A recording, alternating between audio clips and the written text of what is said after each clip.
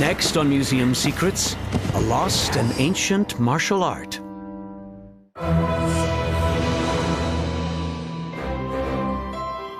In Florence, Italy, inside the Uffizi, there are galleries filled with beautiful women and equally beautiful men.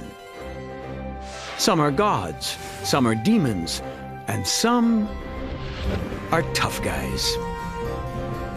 This is one of the most familiar statues in the world. It is known simply as the wrestlers. And that makes sense, because these men are Greeks. And the ancient Greeks invented the sport of wrestling. Wrestlers were the stars of the first Olympic Games. Their holds and rules are familiar to amateur wrestlers today. But this story isn't about wrestling, because that's not what these men are doing. The martial art depicted in this statue is a museum secret. Our investigation begins at a training facility of the Italian army, where elite paratroopers prepare for hand-to-hand combat under the watchful eye of Aris Makris. Aris hails from Montreal, Canada, the son of Greek immigrants. As a boy, he became obsessed with karate. I slept, ate, drank, breathed martial arts since the age of 9. Many disciplines have Asian names like judo, jiu-jitsu, taekwondo. Aris tried them all, but then he stumbled upon a martial art that had a Greek name, Pancrácio. That's what sparked my interest as a young boy, as a young Greek boy, as a young Greek Spartan boy. You know, growing up in a Greek community and very bitten by the martial art bug to actually find out more about it. Aris discovered that in the Greek myth of the labyrinth, the hero used Pancrácio to defeat the Minotaur. And in the real world, Alexander the Great ordered his men to master it. But over the centuries, Pancrácio became a lost art, surviving only in ancient images. I found the images very intriguing. I mean, it almost connected certain dots for me, because many of the different martial arts I was doing did have similar techniques.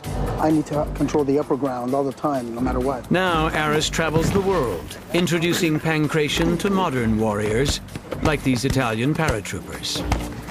A lot of militaries, especially the ones that I've worked with around the world, they're trying to adapt to a Pancrácio style type of martial art because it provides something that is complete.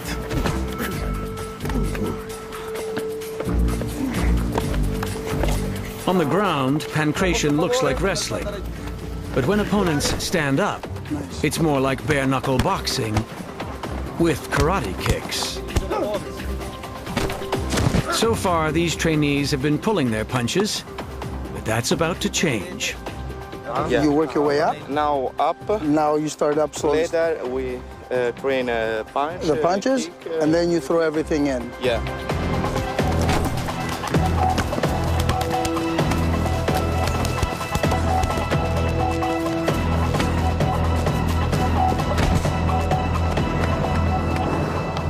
Beautiful job, very beautiful work. Excellent work. That was a real fight. But believe it or not, they were still holding back. There are some Pancrácio moves that were only used in ancient times. Finger breaks, small joint breaks, eye gouging, biting, and the temple, the back of the cervical spine, the groin area, from wrestling to striking to kicking, I mean, and that's what Pancrácio means, Pankratos. Pankration means all powers, all encompassing powers, everything involved. In Pancrácio, anything goes. And that brings us back to the statue called the Wrestlers. That is the father of all sculptures. Okay, that represents Pancrácio to the T. That is clearly Pancrácio. Aris intends to prove his theory with the help of 2 volunteers. Okay, so now this leg will go on the inside. Oh, that's the hook, exactly. So this way the guy is locked in. He arranges their positions to mirror the sculpture precisely. And this leg over here has got to be out, The guy on top, although he is locked in a perfect lock, single leg hook inside to make sure that he can hook himself and attach himself to the other guy's body, the other leg stretched out on the side to give him more like a tripod position. The stance may come from wrestling, but one detail does not. What changes this from being a wrestling move into a pancration move is the fact that he's got his hand up in the air in a striking position. His fist is closed. He sees you punching in the face, so he turns that way. That's right, see?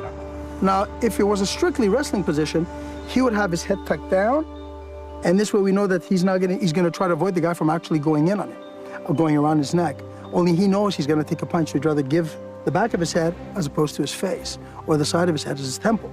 So the fist and the turning of the guy's head, combined with the locking of the two bodies together, is the ultimate description or example of pancration.